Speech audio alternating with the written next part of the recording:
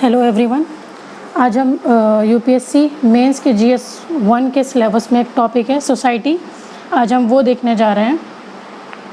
तो टॉपिक का नाम है salient features of Indian society, diversity of India. आज हम salient features of Indian society ही देखेंगे। तो इस वीडियो का पर्पस सिर्फ एक फॉर्डर देने का है, जिससे कि आपको एक आइडिया हो सके कि उस सिलेबस में हम क्या क्या इंक्लूड कर सकते हैं। तो इंडियन सोसाइटी का पहले एक इंट्रो, जिस तरीके से हम कोई भी आंसर लिखते हैं तो 3 पार्ट में हम डिवाइड करते हैं। पहला इंट्रोडक्शन, फिर उसकी बॉडी, फिर उसका कंक्लूजन। तो हम स्टार्ट करते हैं उसके इंट्रोडक्शन से। तो जब भी हम बात इंडियन सोसाइटी की करते हैं तो हमारे जहन में आता है कि इंडियन सोसाइटी जो है मल्टी कल्चरल, मल्टी एथनिक और मल्टी आइडियोलॉजिकल है। कहने का मतलब ये है कि इंडियन सोसाइटी में बहुत सारे कल्चर और बहुत सारी एथनिसिटी और बहुत सारी आइडियोलॉजीज़ के लोग एक साथ रहते हैं, लेकिन स्टिल उसमें एक इंडिविजुअलिटी भी वो लोग अपना मेंटेन करके रखते हैं, जो कि मेल्टिंग कॉन्सेप्ट्स, मेल्टिंग पॉट वाले कॉन्सेप्ट से अलग है, जो कि वेस्टर्न में चलता है। मेल्टिंग कॉन्सेप्ट का कहने का मतलब ये है कि डिफरेंट आइडियोलॉजीज़ को मिला के आप ऐसे मिला देते हो कि किसी का कोई अपना इंडिविजुअल एग्जिस्टेंस नहीं रहता है। लेकिन इंडियन सोसाइटी ऐसी नहीं है। हमारी जो सोसाइटी है वो मोज़ाइक टाइप है। जो आपने देखा होगा पेंटिंग्स, मोज़ाइक एक फॉर्म ऑफ पेंटिंग है जिसमें डिफरेंट कलर ऑफ रॉक्स को हम यूज़ करते हैं एक पेंटिंग बनाने के लिए, जो कि सारे रॉक्स मिलके एक पेंटिंग तो बनाते हैं, लेकिन जो डिफरेंट रॉक्स हैं वो अपनी एक एग्जिस्टेंस भी रखते हैं, जिससे उनका अपना कलर, अपना शेप एक मेंटेन रहता है। तो हमारी इंडियन सोसाइटी जो है मेल्टिंग पॉट कॉन्सेप्ट पे ना रह करके वो एक मोज़ाइक कॉन्सेप्ट पे है। तो ये आप एक इस इंट्रो से आप स्टार्ट कर सकते हैं, या फिर आप इससे भी स्टार्ट कर सकते हैं। Indian society is based on the वसुदेव कुटुंबकम। मतलब कहने का ये है कि जो हमारा सोसाइटी है, it's a world of a one family. मतलब सारे डिफरेंट रिलीजन, सारे डिफरेंट कल्चर्स के लोग एक साथ आके यहाँ पे रहते हैं। अगला टॉपिक है salient features of Indian society. Salient कहने का मतलब ये है कि यूनिक फीचर्स क्या हैं इंडियन सोसाइटी के। इंडियन सोसाइटी मल्टी एथनिक है, जहाँ पे बहुत सारे रेशियल ग्रुप्स के लोग एक साथ रहते हैं।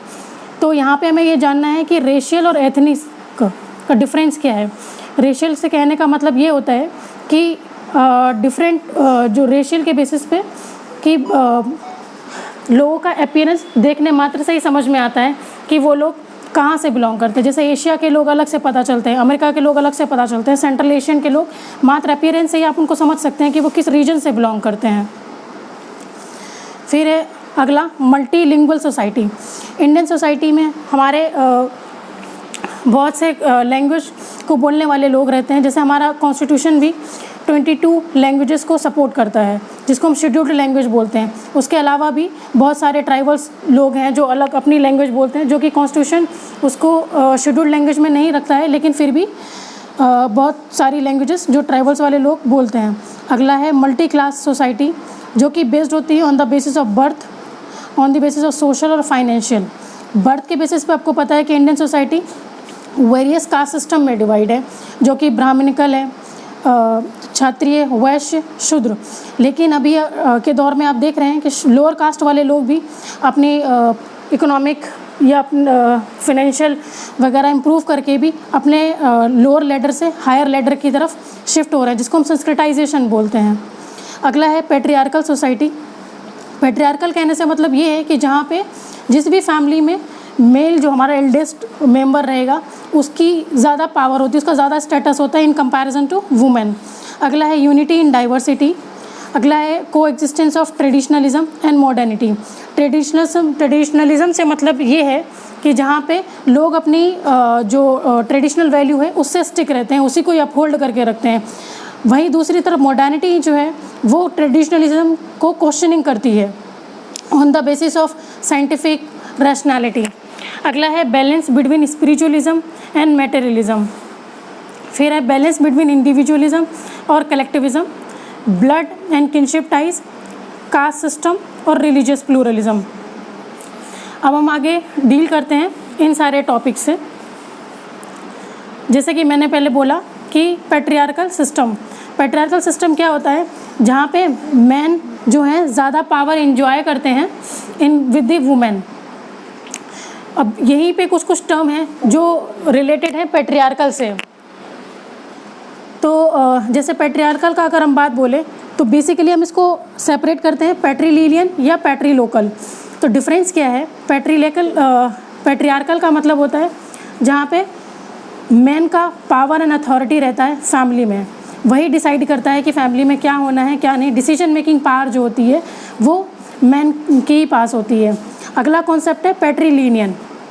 पैट्रीलिनियन जो होता है on the basis of descent decide करता है। जैसे पता है कि मेल के साइड से ही ये डिसाइड होगा। जैसे जब भी कोई आपका नाम पूछता है तो सबसे पहले ये पूछता है कि आपके पापा का नाम क्या है, रेदर देन कि आपकी मम्मी का नाम क्या है। तो इससे ये आपका डिसेंट डिसाइड होता है आपके पापा से, उनके पापा का डिसाइड होगा उनके पापा से, मतलब फादर ग्रैंडफादर से। पैट्रीलोकल का मतलब होता है कि आफ्टर मैरिज, जिस तरीके से अभी प्रेजेंट सिनेरियो में क्या है कि लड़की को अपना घर छोड़ के अपने हस्बैंड के घर जाके रहना होता है, तो ये भी with in a patriarchal system का ही एक पार्ट है। अब ये एक बात करें कि पैट्रियार्कल सिस्टम किस किस चीज़ों से हमें दिखता है। तो जैसे कि अभी हमारी सोसाइटी में मेल चाइल्ड का प्रेफरेंस ज़्यादा रहता है, रदर देन फीमेल चाइल्ड को कोई एक्सपेक्ट नहीं करता है। दूसरा डोमेस्टिक वायलेंस, डॉरी हो गया, या फिर पे सिस्टम में जहाँ पे हम देखते हैं कि वुमेन और मैन का पे की बात करें तो वुमेन को सेम पोस्ट पे वुमेन को कम रिसीव होगा लेकिन मेल को ज़्यादा मिलेगा। अगला है यूनिटी इन डाइवर्सिटी। ये हमारा अगला कॉन्सेप्ट जो है डाइवर्सिटी इन इंडिया, उसमें हम उसमें डिटेल में उससे डील करेंगे। लेकिन अभी के लिए यूनिटी इन डाइवर्सिटी हमको पता है कि ये एक inherent feature of Indian society है जो वेरियस लेवल और डिफरेंट फॉर्म्स में बिलोंग करती है।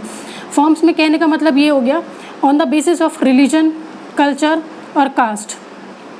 लेकिन हम ये भी जानते हैं इस डाइवर्सिटी के तहत एक अंदर एक यूनिटी भी है कि डिस्पाइट ऑफ वेरियस रिलीजन और कल्चर एक यूनिटी हमारे इंडिया में प्रैक्टिस की जाती है। अगला है कोएग्जिस्टेंस ऑफ ट्रेडिशनलिज्म और मॉडर्निटी। ट्रेडिशनलिज्म इज अपहोल्डिंग, और वही जो अभी मैंने बोला कि कोर वैल्यूज़ पे स्टिक रहते हैं, जिसका एक को हम कह सकते हैं फंडामेंटलिस्ट टाइप भी हम बोल सकते हैं।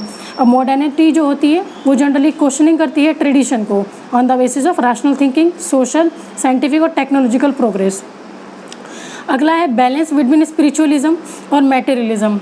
स्पिरिचुअलिज्म की बात करें तो यहाँ पे हमारा मेन फोकस होता है कि जो पर्सन है वो उसका गॉड से ज़्यादा एक्सपीरियंस उसका लिंक होता है। जैसे हमारे यहाँ पता है कि बहुत सारे जो लोग हैं वो अभी भी रिलीजन को फॉलो करते हैं, चाहे बात करें हम हिंदूज़ की या मुस्लिम्स की या सिख की।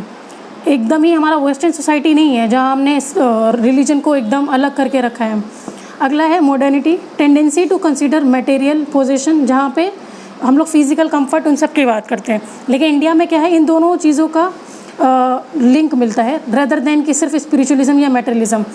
आपको पता है कि जो मेट्रोपॉलिटन सिटी है वहाँ पे मटेरियलिस्टिक का टिल्ट थोड़ा ज़्यादा है। अगला है बैलेंस बिटवीन इंडिविजुअलिज्म और कलेक्टिविज्म। इंडिविजुअलिज्म और कलेक्टिविज्म का फ़र्क आपको एक फैमिली सिस्टम में भी पता चलता है, जहाँ पे न्यूक्लियर फैमिली एक एग्जांपल है इंडिविजुअलिज्म का और कलेक्टिविज्म एग्जांपल है जॉइंट फैमिली का, जो दोनों ही एग्जिस्ट करते हैं। इंडिविजुअलिज्म का मतलब हो गया जहाँ पे पर्सन सिर्फ अपने ही बारे में